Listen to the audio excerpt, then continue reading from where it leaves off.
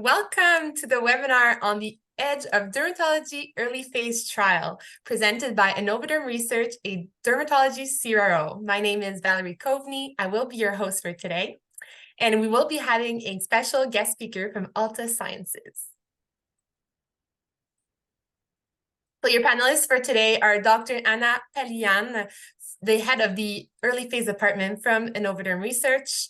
We have Fareheen Chowdhury, project manager from the early phase department, Innovaderm Research as well. And finally, Dr. Beatrice Setnik, chief scientific officer from Altasciences.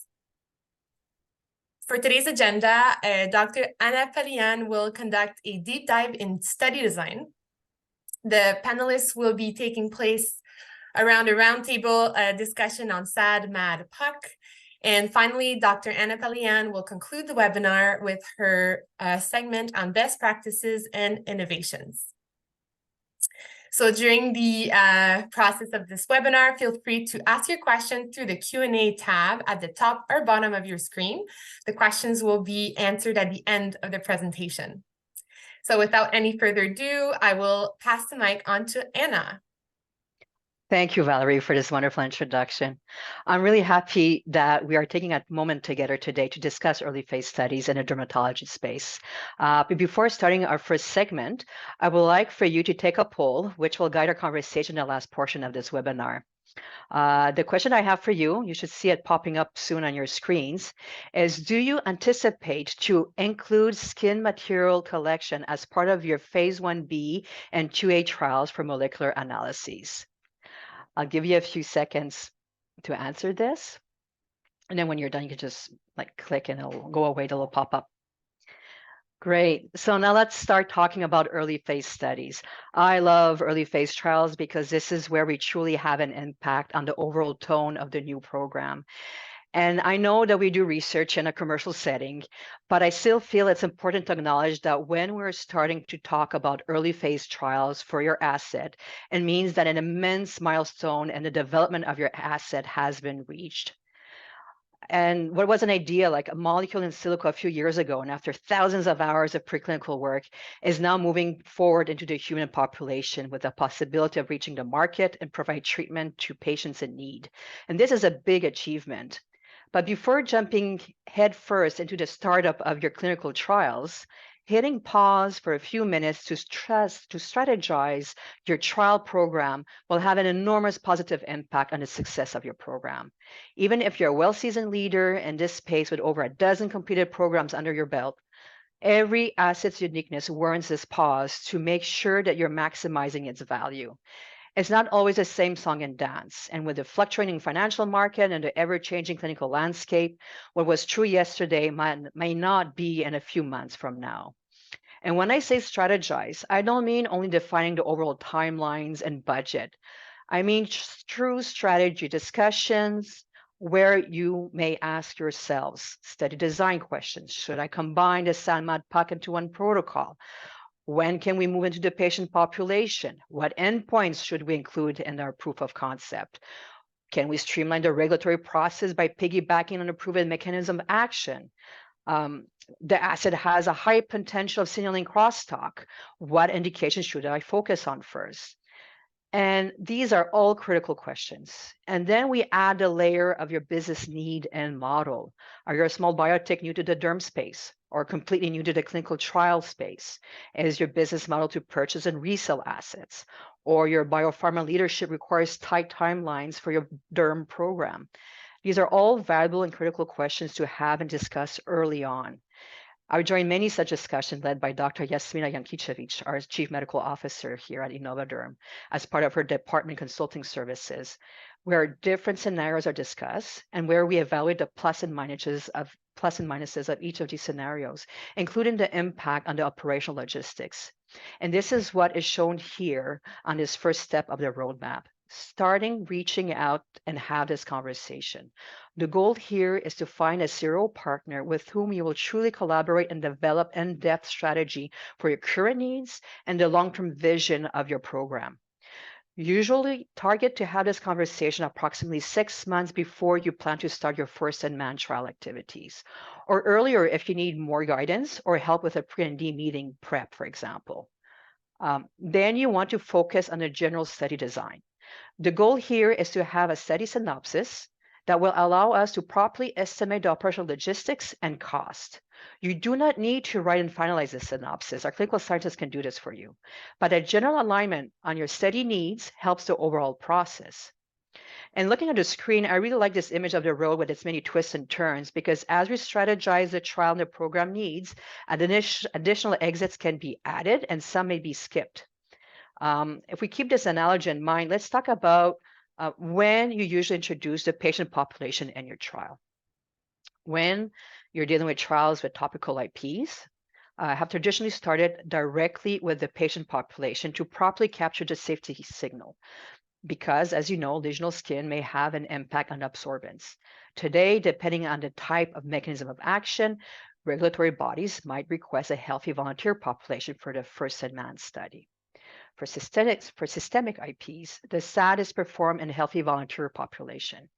As for the MAD, the MAD offers like very interesting options. While the FDA prefers to move into the patient population with the MAD portion, Health Canada still has openness to remain in the healthy volunteer population.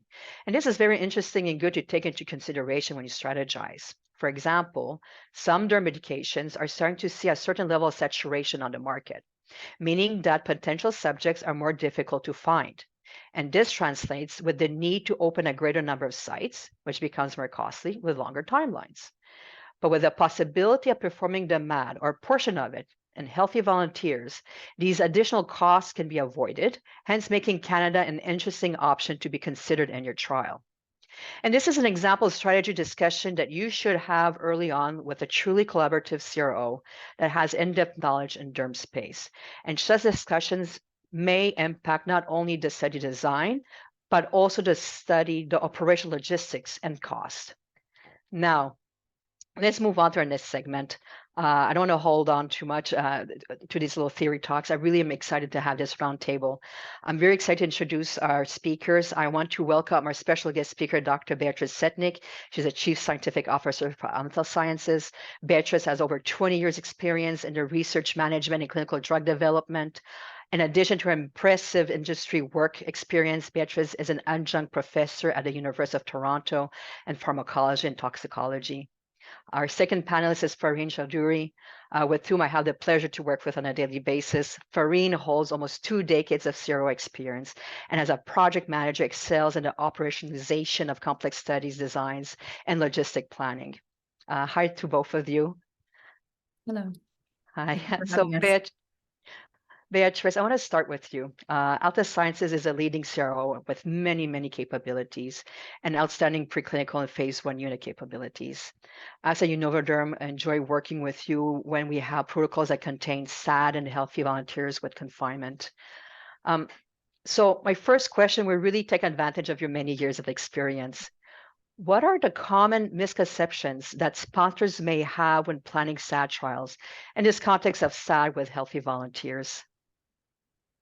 So there's a tendency over the years, we've had more and more increasingly complex SAD trials and first-in-human studies. And there is a tendency to sometimes try and throw every single measure into these studies. And we need to balance what's feasible and what's really essential to evaluate in these early studies. And as you go from phase to phase, you make very critical decisions along the way.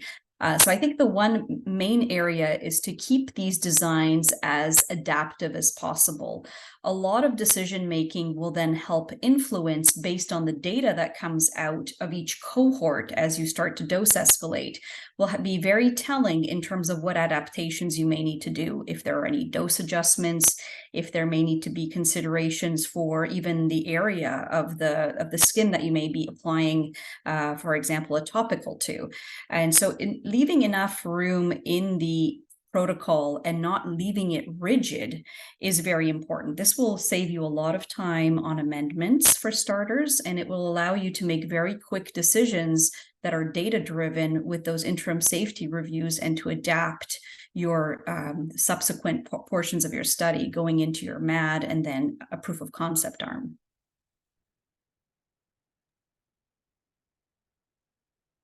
Thanks, Beatrice. I think that's information is going to be really helpful for kind of planning for sponsors as they plan for, the SAD portions, MAD portions of their trial. Also, just to hone in a little bit, I know you spoke a bit about the adaptive design and some protocol considerations, but can you also just give us some more examples of some points of consideration for protocol development in healthy volunteers? What are some factors sponsors should look at when they're preparing their schedule of events, especially maybe related to safety data collection, et cetera? Right. So the safety data collection is going to be largely driven from your preclinical models. I mean, there's certain standard safety assessments. If you're dealing with, for example, a topical or a transdermal, you may also be looking at skin irritation, sensitization. Those are important measures and safety assessments to include. You'll be looking at and we can go into screening criteria, but generally you'll have to have considerations depending on the route of administration. So if you're doing an oral type of drug administration, you'll want to make sure that subjects are not taking any other oral medications. You'll have to consider fasting and fed. Often the times those are included and considered in your study design, fed and fasted conditions and the pharmacokinetics. If you're looking at transdermal applications, either a spray or a patch or a lotion or cream application, there are quite a few things to consider in those cases. First of all, your dosing, and as you're escalating, what is the formulation type? Do you have multiple different dosage forms with higher and increasing concentrations? If not, you may have to apply the dose in multiple areas on the skin. And so we have to think through, how is that dose escalation going to look like in the clinic in those early SAD studies, and how are you going to measure it? And you want to think operationally when you're planning these types of protocols, and where you're going to be applying it to, what surface area, how is the application going to be done? Are there going to be any confounders that the subjects have to consider while the medication is applied? For example, can they move around? Can they take a shower? All of those kind of considerations that need to be really thought through very well, so that we have a consistent dosing paradigm and a reasonable way to escalate those doses as we go from lower to higher doses during the ascending dose portion of the study. So many of these sponsors, and very early on, are in their preliminary phases of manufacturing. So that becomes an important question. And of course, formulations may change over the course of the drug development process. But these are very important things to consider early on, are the actual logistics of how you're going to be applying or administering the doses in this study. So those are just some of the key things to consider. Other things in terms of safety assessments, we've talked about some of the scales. There are standard safety assessments if you're giving drugs, looking at adverse event collection very thoroughly. You want to ensure that you have any evaluations of perhaps vital signs, your typical laboratory assessments, because you will likely have systemic exposure, so pharmacokinetic sampling done at a frequency often enough so that you can characterize your profile of your drug if you're expecting systemic absorption of the drug. So, and again, it really depends how intensive that looks like, and what time frame will really depend on the intended administration time and how bioavailable the product is and what the pharmacokinetic curve may be. And of course, that can get adjusted based on incoming pharmacokinetic data that you review as part of your first-in-human study. I have a question, because you mentioned a type of application I find has become a bit more popular than what it was a few years ago, spray. How do you control the dosage with a spray? And also, sometimes we know how these containers can differ, right? Some sprays can be like more wet, some are very thin vapors. So I'm really curious to know how you control for this in your setting. Yeah, so what we usually like to have a test of it ahead of time from our pharmacy, so our clinic staff can take a look at it. and have a chance to examine even the bottle, just what the spray radius. And when we develop a study-specific procedure for sprays, and we just recently actually had a study on this, we have to take into account the spray radius, because the bottle can have a different spray radius, and how far you hold the container can have a very different outcome on how much actually comes in contact with the skin. So when you're developing these procedures, you're really defining if there's a 10 centimeter distance between the spray bottle and the skin, that has to be defined. And you want to have that consistently applied for all of the subjects. And you want to make sure that the spray area is clear of any hair or any other obstructions, scarring perhaps, that may interfere with the absorption of that liquid. It also depends on whether the liquid, once it comes into contact with the skin, does it dry quickly? Is it runny? Do the subjects have to be lying down? That might affect the area. The characteristics of the formulation itself may dictate what area you may want to spray or test on. It may be driven by potentially what patients may be doing, but it may have to be an area where, for example, the subject has to lie down, because the spray may tend to roll off the skin, yes. It may bead. Yeah. So you may have to account for a drying time.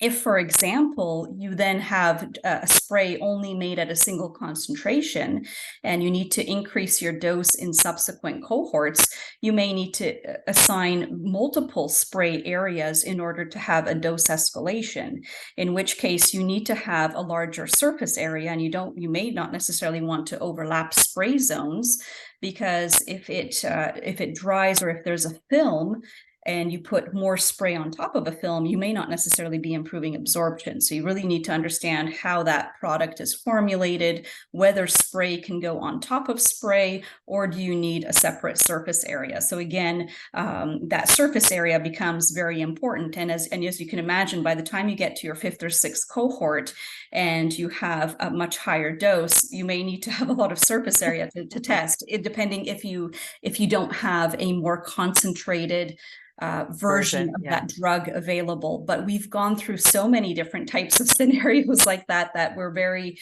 well versed with trying to plan that out. But it does help to have as much information as possible about the drug and the formulation, the device that is being administered, if it's a spray bottle.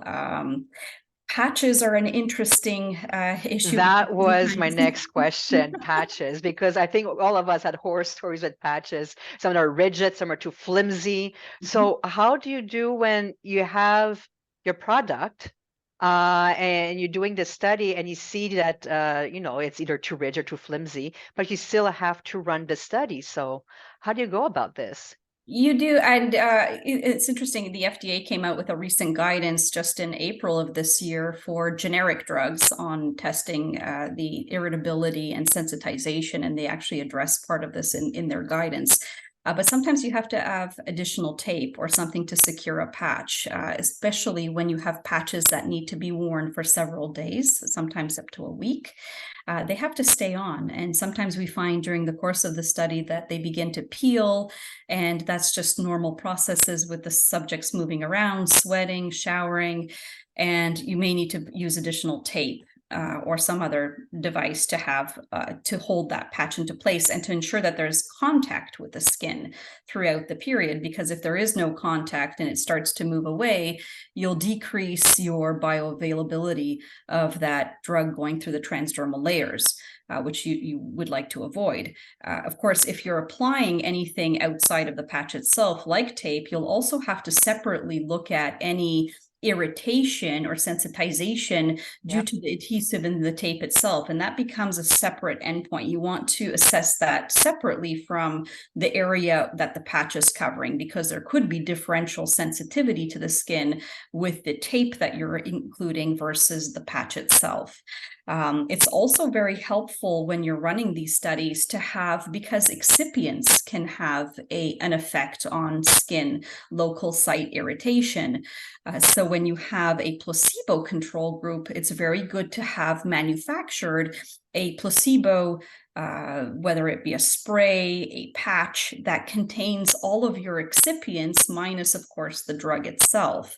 And that allows you to be able to make a better comparison as to whether or not the irritation is due to the drug itself, or is it being mediated perhaps by some excipient that may be in the formulation?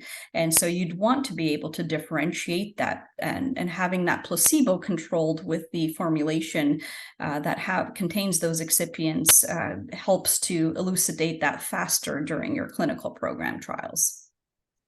Yeah, you bring up a really fascinating aspect to these patch trials, which is this irritation portion.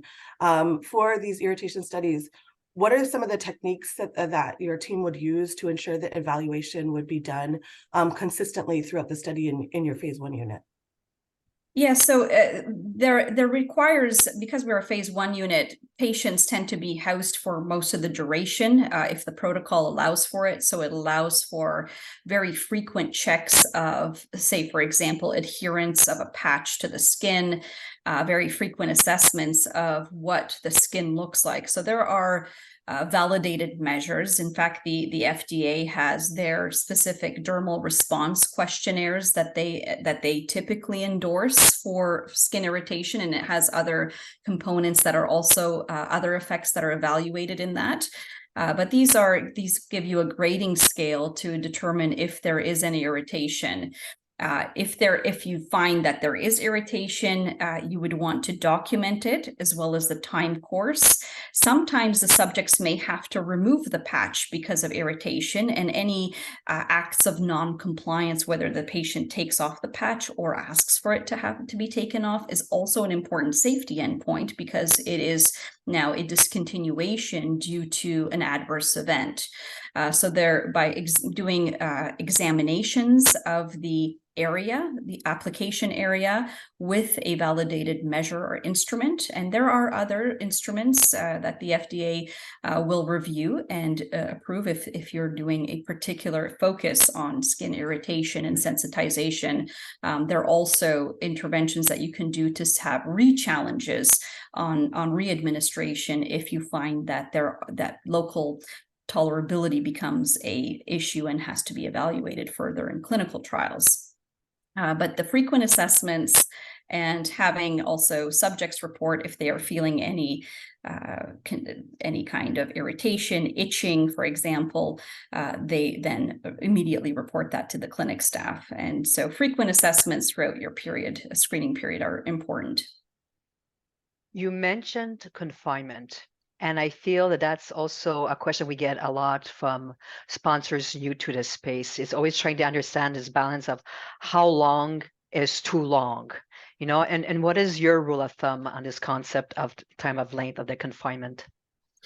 Well, for phase 1 studies, usually they're, depending on how long they are, we've had subjects comfortably confined for periods of several weeks at our clinics. That can be 4, 5, 6 weeks. Of course, they're compensated for their time. Oftentimes, that's actually an easier option for the subjects, because they're there and they don't have to come back and forth for very frequent assessments, particularly if you have a lot of assessments occurring and there are daily screening of events that need to be done on a daily basis. So we've had a lot of success with longer confinement periods, but again, it really is specific to the study, depending on how long do they need to be confined. If you do have something that a patch, for example, that needs to stay on for a week, then certainly you would opt to have those subjects confined for that period, so that you can really monitor the adherence and any reactions as they're occurring live, as opposed to having that reported or something happen that's really out of your control if the subject is not in the clinic at the time. So the confinement is not as big of an issue. It is really more about ensuring that you have a good surveillance period that is well controlled during the course of the study in those critical time points. Okay, that's actually interesting. Like intuitively, we would think that, let's say, confinement of 4 weeks will be hard on recruitment and enrollment of subjects. But in fact, it's really the whole scope of the study and also the comfort of the patient actually comes on top versus the length of the confinement. Mhm. And of course, you do need to have enough of compensation for those subjects when they're in those studies. And sometimes they're looking for those studies where they can participate for those longer periods because they are getting compensation for that. Yes. And then they'll have a period of time where they won't be able to participate in subsequent studies because they do have to wash out. So they're looking also for ones perhaps that are fitting their needs and in terms of how they would like to participate under their whatever motivates them in terms of timing and in terms of the compensation value for their healthy volunteers, so they're not getting the benefits of the treatment in these very early phase trials. Okay. Thank you so much. Now I'm going to do a little sharp turn on a different subject. And Fareheen, I would like to ask you the next question. We notice that more and more sponsors like protocols that combine SAD-MAD-POCs or even like a certain combination of these three. For you, by your experience, what are the advantages of combining into like these different types of studies into one protocol? Yeah, it's a good question, Anna. And I think sponsors are really getting savvy and realizing that the big advantage of combining these efforts is ultimately going to be shortened timelines. And of course, that will result in major cost savings.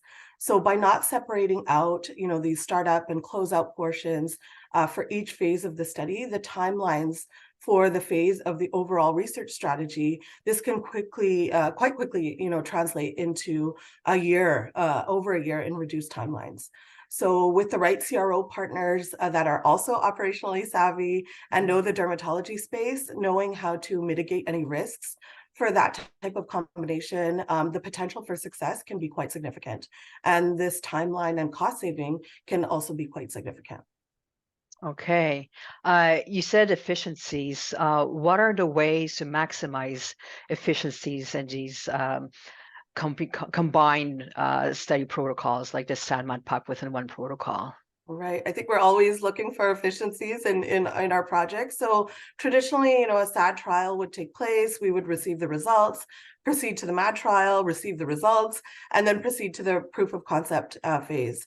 But in this model of maximizing those efficiencies between the phases, during the MAD portion of the trial, we'd be setting the stage for the proof of concept in parallel. So during that overlap, the healthy volunteers will continue in the MAD cohort while the setup of the proof of concept phase begins. So for a POC setup, we'd focus on the rate limiting steps that are needed during startup. So deliverables such as, vendor setup, site qualification and selection, IP delivery. All of these things can be completed at risk, and it can save us at least, 10 to 12 weeks in the startup timeline. For example, for safety or PK data, we may need a central lab. For a central lab to set up shipment of supplies and programming of their database, this can take, around 12 weeks. So with this approach, we get a head start. As we switch from a single center trial to a multi-center trial, there are also several systems that need to be put in place, such as a CTMS, to manage site tracking and site information, and IWRS to manage investigational product delivery. Again, these take time to set up, and we can get a head start. We would also need to look at the complexities of expanding to other countries and the regulatory implications of that. So getting a head start on those submissions, that can really maximize the efficiencies during that overlap period. Okay. And when you say overlap, I know this is usually the period where we see sponsors sometimes getting more anxious because now you're almost like working blind towards what your proof of concept milestones. Can you give us a little bit more details on how this transition from like MAD to POC? Yeah, I think the main factor here will be the protocol itself, and the smoothness of the transition will depend on how that protocol was written, how well it was written. With a protocol written by a CRO that is proficient in the dermatology space, it'll mean that it's a study that will be well planned and well organized in a way that allows for a very seamless transition. So unless there's a significant safety signal that's detected somewhere along the way during the SAD and MAD portions, that would require a major amendment to the study protocols. If that's not needed, with a simple protocol amendment, knowing the final dose for the POC, we could easily move into the next phase of the trial with minimal updates required. Okay. And now, Beatrice, I want to turn back to you. Do you have examples of scenarios where the safety signal during the MAD had an impact on the subsequent steps? Yes, I mean, certainly if you have, for example, tolerability issues at a certain dose, then certainly that might require you to stop at that dose. That doesn't necessarily mean that the study has to stop, but you may choose to then scale down to an intermediate dose during your escalation. So depending on what your safety outcomes look like, sometimes a safety signal may come out that would require perhaps an alteration to add an additional safety assessment, the timing of an assessment, or perhaps even consider adding a different type of safety assessment altogether. So these really are very case by case specific. Certainly it can, and you really don't know from the onset at what dose level you're going to arrive at before you start to see perhaps dose limiting toxicity in some cases. And in some cases, you may not see it at all because you have such a very broad window margin of safety. But again, having that flexibility in the protocol is the most important, and allowing yourself to be able to scale doses not only upwards, but downwards to intermediate dose levels, or even sometimes repeating a dose. So for example, if something happens and your subjects drop out and you don't have enough safety data, or something occurred but you really want to characterize it better, having the option to even repeat a dose level can become very important, because it can increase your sample size and help you make a determination if there's something going on. So there are a lot of different types of scenarios that we've encountered over the years when it's come to reviewing safety data, and drugs are can be so unique that you can encounter, the more flexibility you have for going up or down or repeating, the better. Great. Thank you so much. I see the time already flying by. I want to thank you both for this roundtable segment. I really loved our back and forth, and we learned so much from each other. So thank you so much. And thank you so much, Beatrice, for joining our roundtable today.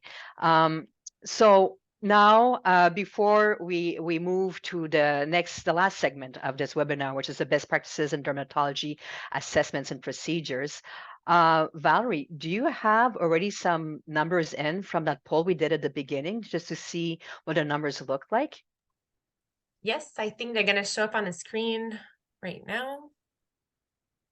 Yes, I'm happy to see these results. So I see the majority is a yes, and there's quite a few that are not sure or no. And this is really good because I really find that when we start going into the patient population, it really offers us a unique opportunity to collect skin samples and measure skin parameters now that we have access to these patients. But from a business point of view, showing the impact of your IP on the molecular signaling brings lots of value to your program.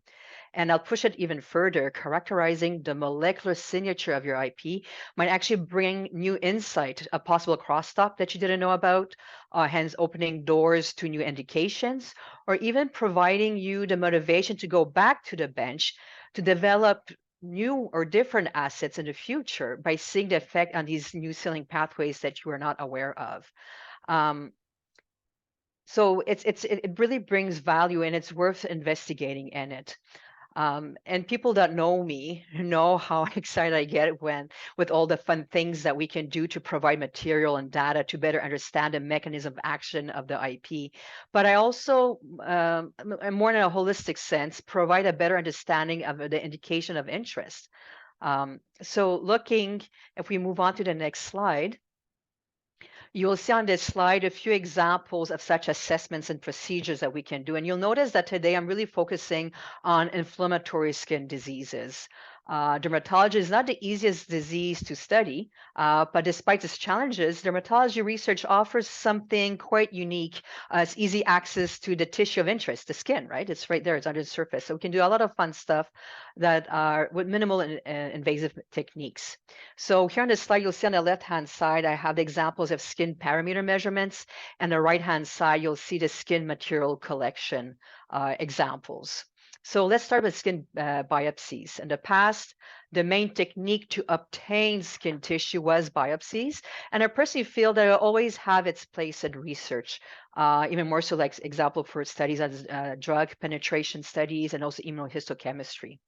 But recent advancements in molecular technology and techniques allow beautiful data with less skin tissue material, like what we see with these new multiplex systems. So despite being somewhat invasive as a procedure, sometimes biopsies are simply the only way to obtain the required tissue for the needed experiments. But there are more and more reasons to introduce non-invasive methods for tissue collections. And examples of these can be mechanisms of actions of IPs are becoming more complex and may require multiple time points of tissue collection, dealing with patient population that are less open to provide biopsy samples. You also have the lesion location not allowing skin biopsies. For example, facial lesions, you don't want to scar the face, or even high risk of keloids, like an example like collection on upper back. And also some can argue ethically invasive methods should be avoided if non-invasive methods exist and provide the same quality of data. So one example of non-invasive techniques that's quite popular, if I may use that word, in dermatology is tape stripping, and may be used for many sample types, depending on the type of tape, the number of tapes you're using, the processing of the tape. The sample collected by tape can be used for gene expression, collection of lipids for lipidomics, collection of sebum, or even skin microbiome. And tape strips offer many advantages. On top of being non-invasive, it's simple to use. Therefore, I do not need it doesn't need to be completed by the PI. It causes minor discomfort and no need of sutures, little risk of infection when compared to biopsies, and so on. And tapes may also be used for measurements. Example of acne studies, or also studies like focusing on sebum. It can be used for casual level and sebum secretion rate for sebum measurements, or even kinetic transepidermal water loss, TEWL, that I'll explain in a few slides. Transepidermal water loss is an example of skin parameter measurement that it also is becoming more of a focus in recent studies.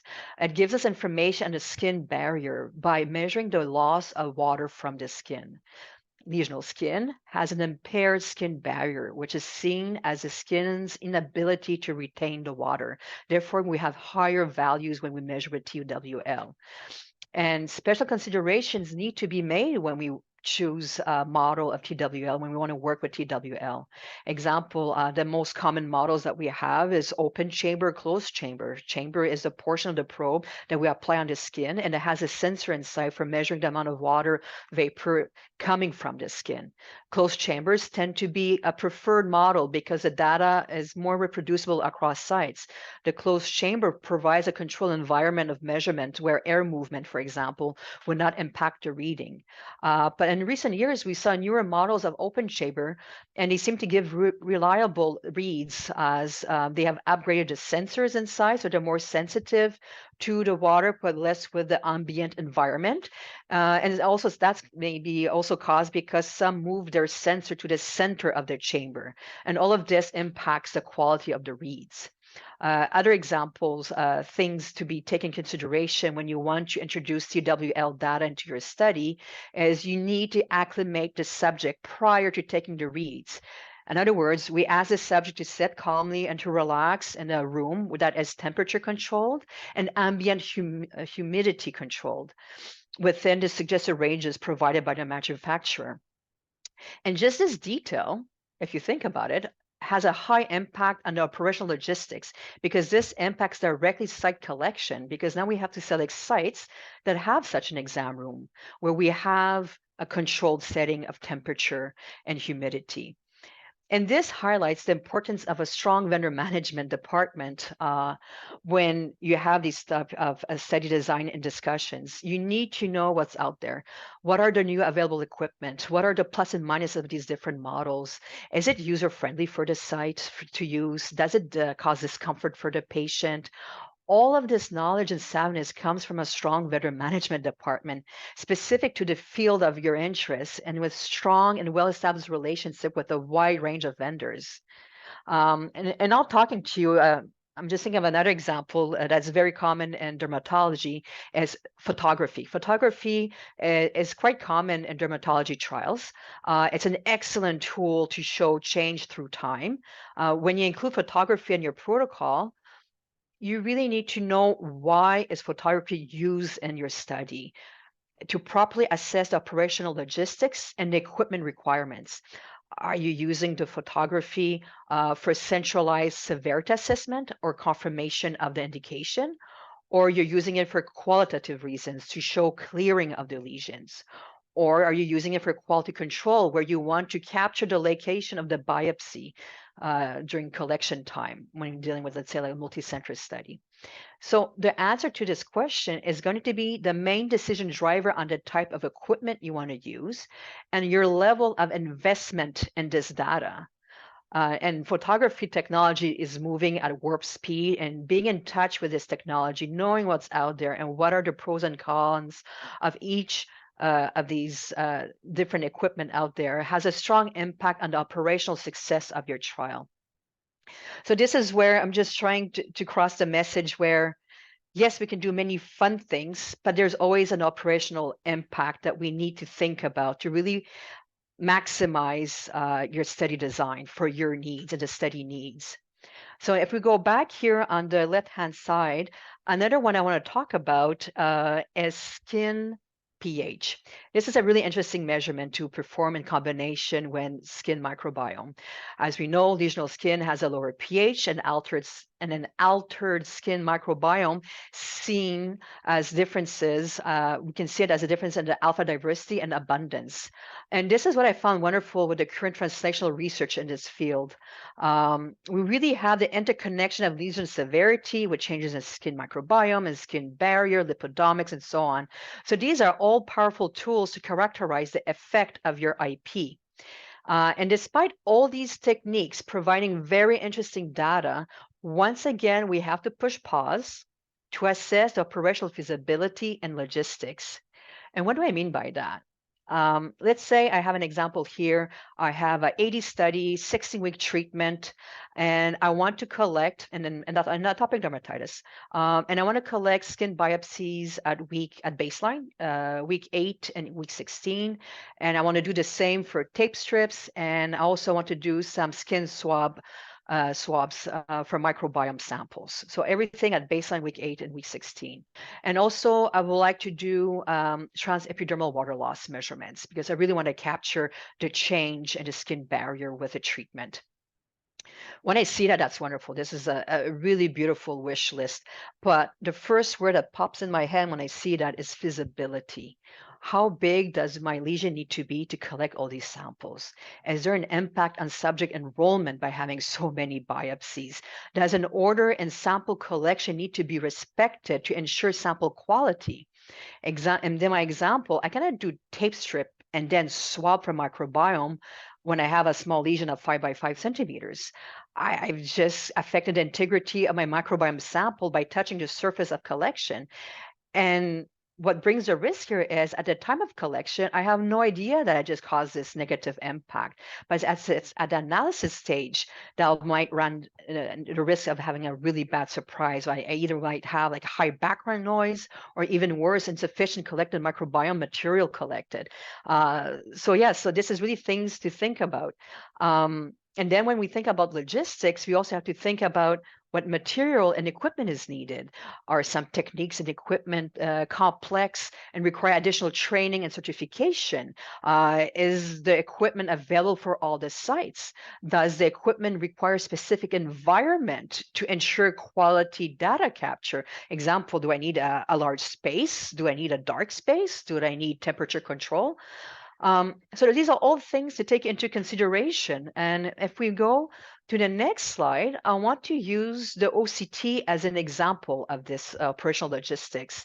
The OCT stands for optical coherence tomography, and it's a beautiful piece of equipment. It allows many types of measurements. Here we have the picture of the Michelson Diagnostics model VivoSite, and that allows fast and dynamic views. What also I like about this model, it is easy to use, doesn't need gel application on the skin to obtain a high quality imaging. So it's very fast and also enjoyable for the patient. The machine allows up to 1 millimeter in depth imaging of the skin surface. Here at Innovaderm, at our clinical research unit, I use in my studies to capture changes in skin roughness, skin epidermal thickness, and also vascularization.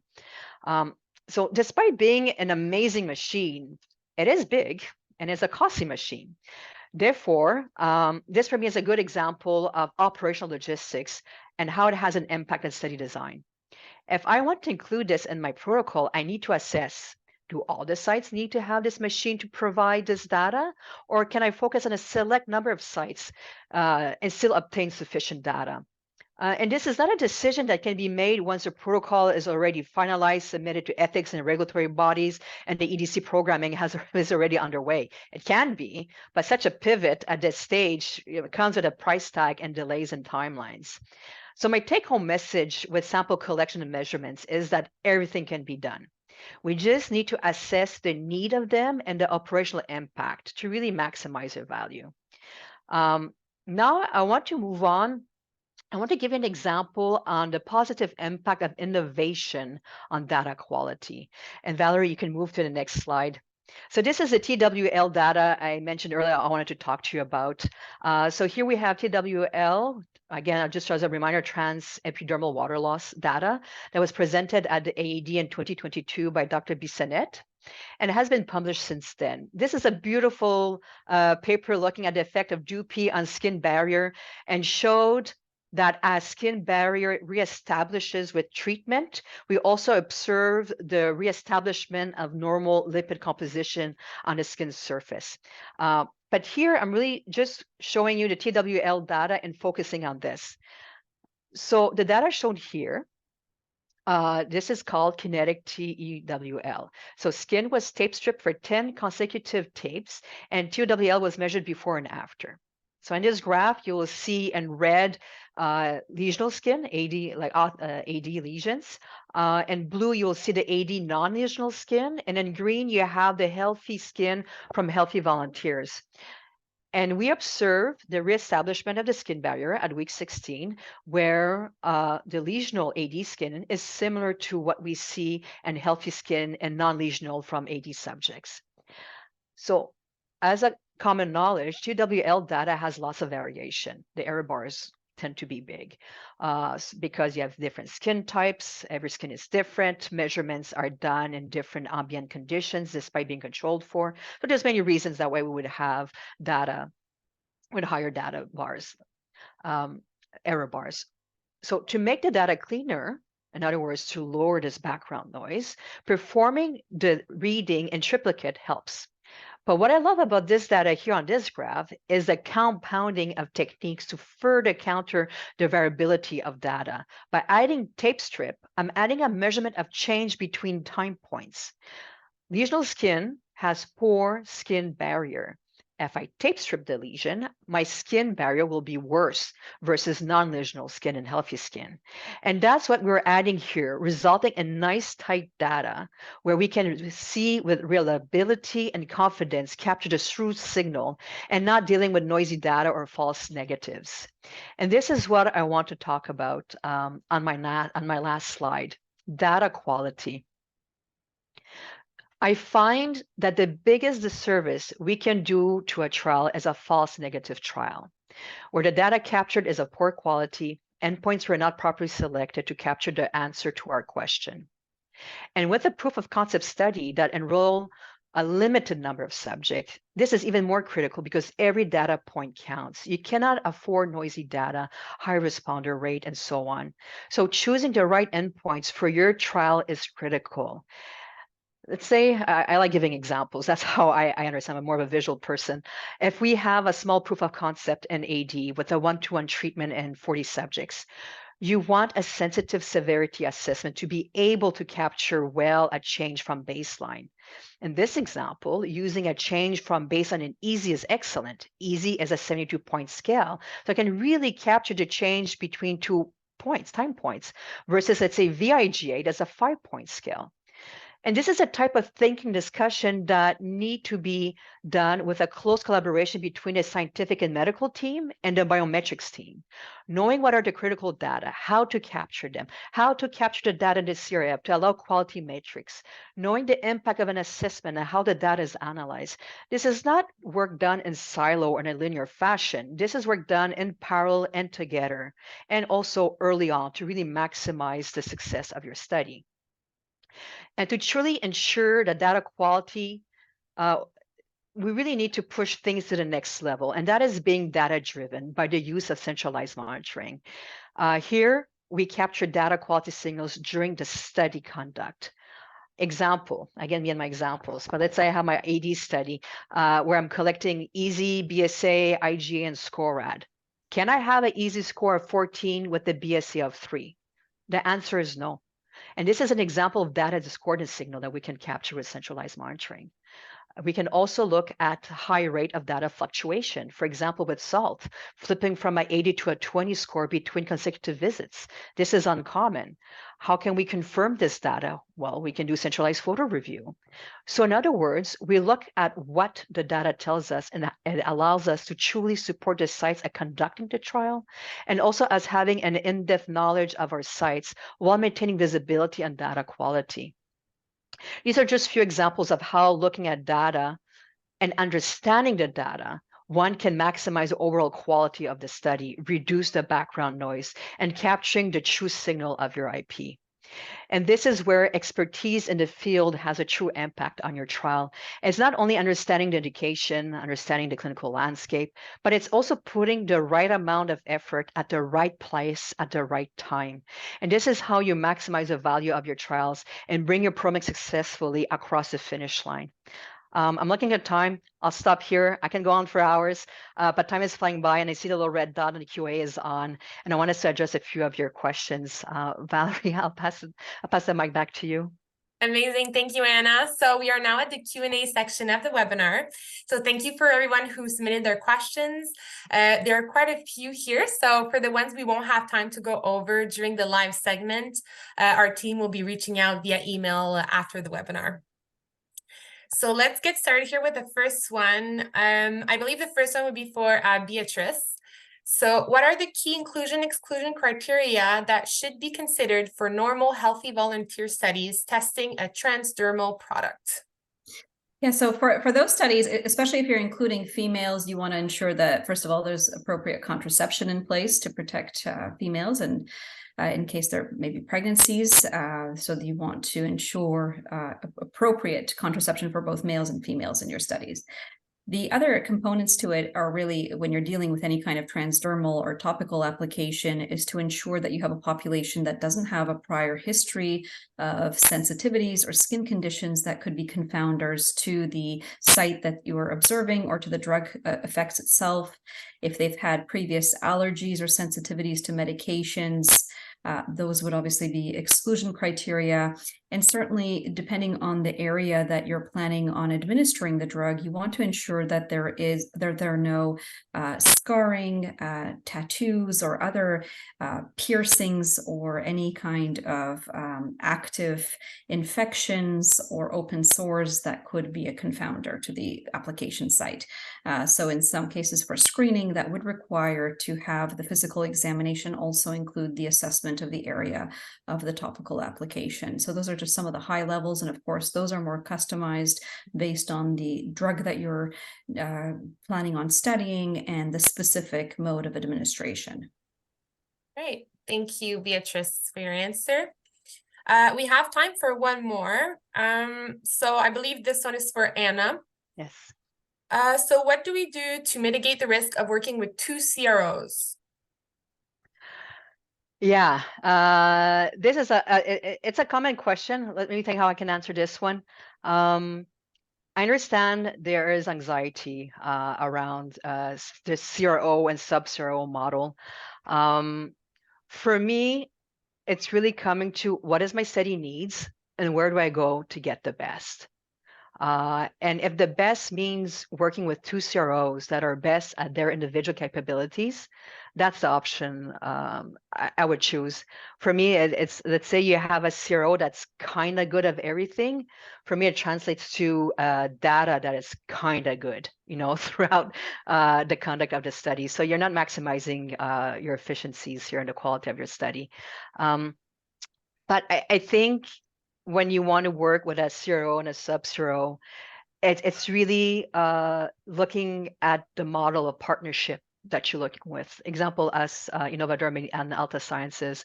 As I said in the beginning, we are a CRO of dermatology, and we work and we go to Altasciences when we have to have access to a phase 1 unit. We need their phase 1 unit capabilities, right? And they're one of the strongest forces of phase 1 units out there. So what we do is it's really choosing a partner where we're aligned, where we have the operational mindset and the capability to work together. This is something you want to see in this CRO and sub-CRO relationship, where there's strong communication, data transfers, visibility in real time. Like, these are all examples.